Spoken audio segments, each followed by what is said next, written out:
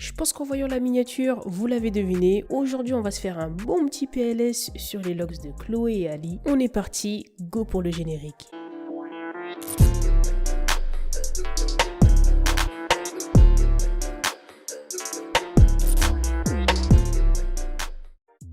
Chloé et Ali sont deux sœurs qui nous viennent tout droit de la Géorgie et plus particulièrement d'Atlanta. S'il est vrai, elles les ont connues à l'époque sur leur chaîne YouTube, elles seront repérées quelques années plus tard par Beyoncé avec qui elles signeront un contrat à plus de 1 million de dollars. Nous les avons toujours connues en tant que duo, mais on a l'impression que depuis quelques temps, les deux jeunes femmes respectivement âgées de 24 et 22 ans se dirigent plus vers des carrières solo. Pour revenir maintenant à leurs looks, vous savez, chez les Bailey, les locks c'est une affaire de famille. En effet, toutes les femmes de la famille ont des locks. La maman, Courtney, la grande sœur, Sky, et bien sûr, les deux stars que nous connaissons, donc Chloé et Ali. Nombreuses sont les familles où les parents décident de sauter le pas et faire très tôt un départ de locks à leurs jeunes enfants. Ce qui a notamment été le cas pour les deux sœurs qui ont alors commencé leurs locks très jeunes. Un choix qui ne leur déplaît pas pour autant puisqu'elles ont grandi avec cet amour inconditionnel pour leurs cheveux, mais surtout le fait qu'elles puissent faire tout ce qu'elles veulent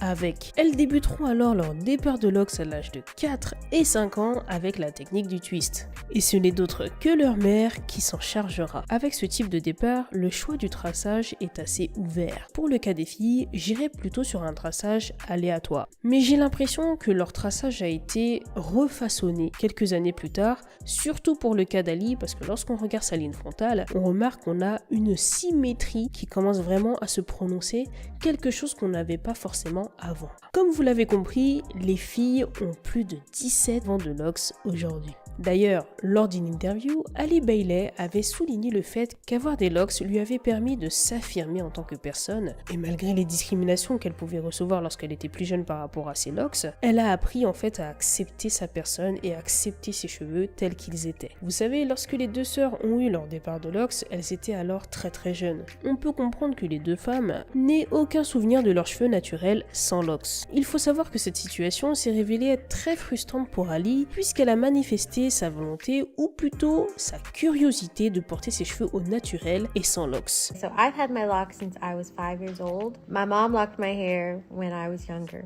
I don't really have any memories of myself with my loose hair out. I love my hair, I love my locks. But I always have just been so curious. Would I look cool with the afro? I would comb them out just to see.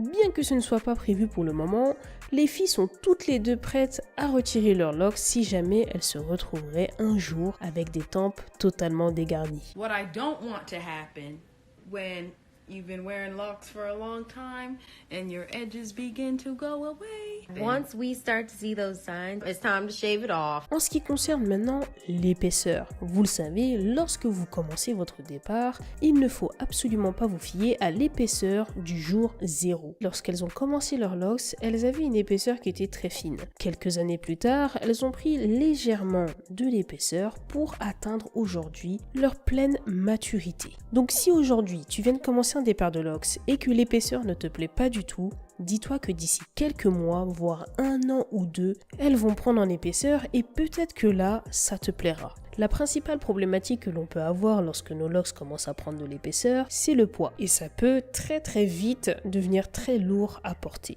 D'ailleurs, Chloé et Ali soutiendront le fait que leurs locks étaient parfois beaucoup trop lourdes, particulièrement pendant leurs performances sur scène, puisqu'elles devaient porter des coiffures assez spécifiques selon les shows.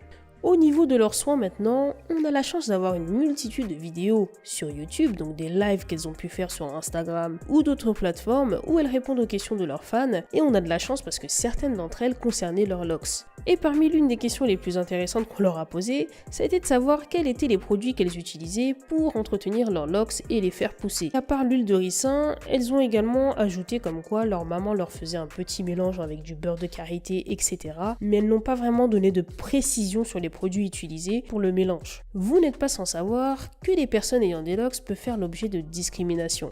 Et laissez-moi vous dire que c'est quelque chose dont les filles ont été confrontées alors qu'elles étaient encore très très jeunes. Sachez qu'avant de connaître le succès dans le monde de la musique, les deux sœurs étaient essentiellement dans l'acting. Lorsqu'elles avaient entre 8 ans et 10 ans, elles tentaient de trouver des rôles pour jouer dans des séries ou des films à l'époque. Bien que leur talent soit pleinement reconnu, on leur répétait sans cesse la même chose. On aimerait énormément travailler avec vous les filles, mais on ne veut pas voir vos locks. Lorsqu'on a commencé à leur dire comme quoi leurs locks n'étaient pas vraiment les bienvenus dans le monde du cinéma ou des sitcoms, avec leur mère, elles ont commencé à réfléchir à une solution et du coup, elles ont décidé de mettre des perruques pour pouvoir cacher leurs locks. Parce qu'en effet, pour les filles, il était inconcevable de couper leurs cheveux. Elles étaient souvent victimes de moqueries, on les pointait du doigt. Elles vont décider de laisser tomber tout ce truc et de plus se concentrer sur la musique. C'est là du coup qu'on a commencé à les voir de plus en plus souvent sur YouTube avant de se faire repérer par Beyoncé. Bon, je pense que vous le savez, au mois de septembre, la nouvelle bande-annonce de Disney est sortie. Dans cette bande-annonce, on voit une petite sirène, ou plutôt une Ariel de couleur noire avec des locks bordeaux.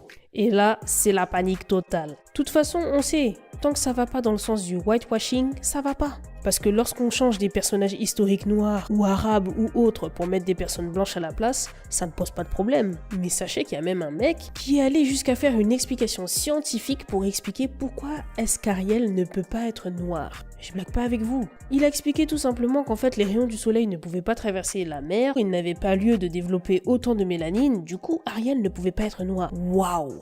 Comment est-ce que vous pouvez dépenser autant d'énergie pour un personnage qui n'existe même pas? Et si pour certains le fait que Ali soit noire et qu'elle ait des locks soit une insulte pour les classiques Disney, pour d'autres, le pouvoir de la représentation est vraiment réel. What'd you say? She's black. She's brown like me. Yeah, she's brown like you. Ma, she's brown like me.